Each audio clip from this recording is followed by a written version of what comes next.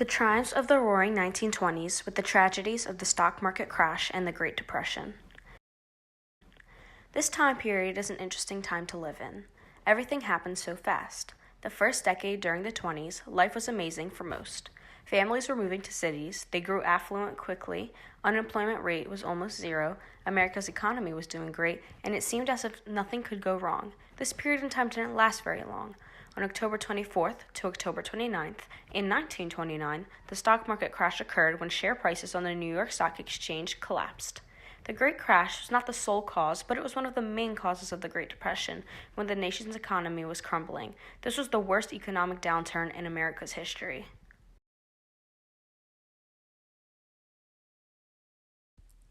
Living during this decade almost seemed magical.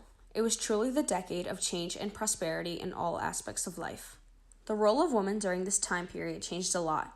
They went from staying at home and cleaning the house and taking care of the children to having rights and freedoms. The first step to this was when the 19th Amendment for universal suffrage was ratified in 1920, this meaning that men and women can now vote. Margaret Sanger was a very important person in history for women.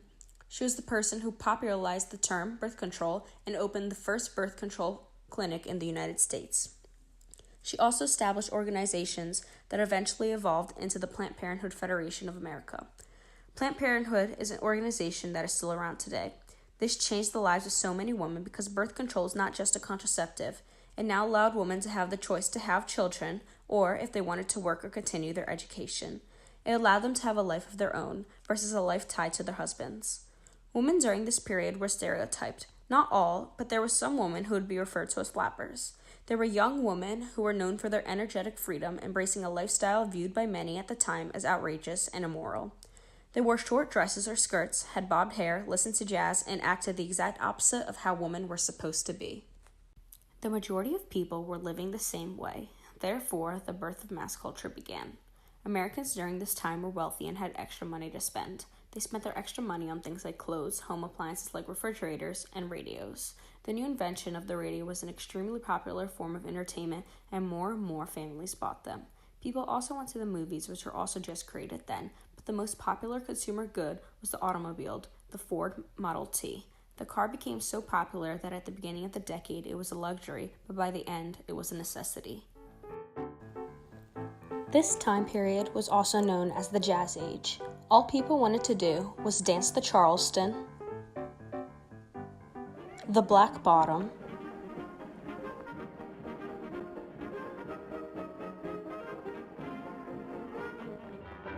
the Lindy Hop,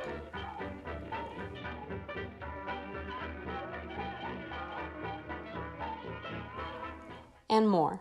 Some of the famous jazzmen were Louis Armstrong, Fats Waller, and Benny Goodman. But how were people so wealthy and able to live these lavish lifestyles? The answer to this is that America's economy was a bull market, meaning that in the market, share prices are rising and encouraged to buy. This term is not just for the stock market, it can be applied to anything that is traded, and it truly was during this time.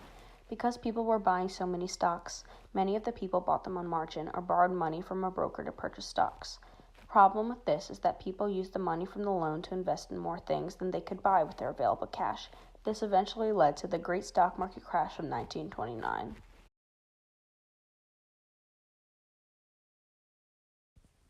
The stock market crash began on October 24, 1929, or Black Thursday, and lasted until October 29, 1929, or Black Tuesday. Between these two dates, stocks lost more than $26 billion in value and over 30 million shares were traded. This was caused because of the boom and bust cycle. The boom part was the whole 20s decade when there was an expansion of the money and credit supply. This boom is also called a bubble, but the bubble eventually had to pop, which led to the crash. People began to panic and started to have bank runs or suddenly withdraw their deposits out of the bank. This led to the bank panic, which is a financial crisis that occurs when many banks suffer runs at the same time. And finally, this led to many banks closing. The Great Depression was the worst economic downturn in the history of the industrialized world, lasting from 1929 to 1939. During the Depression, consumer spending and investment dropped, causing the decline in industrial output and employment as failing companies laid off workers. By 1933, when the Great Depression reached its lowest point, Over 15 million Americans were unemployed, and nearly half of the country's banks had failed. This is the complete opposite of the roaring 1920s, since unemployment was nearly zero and the economy was thriving.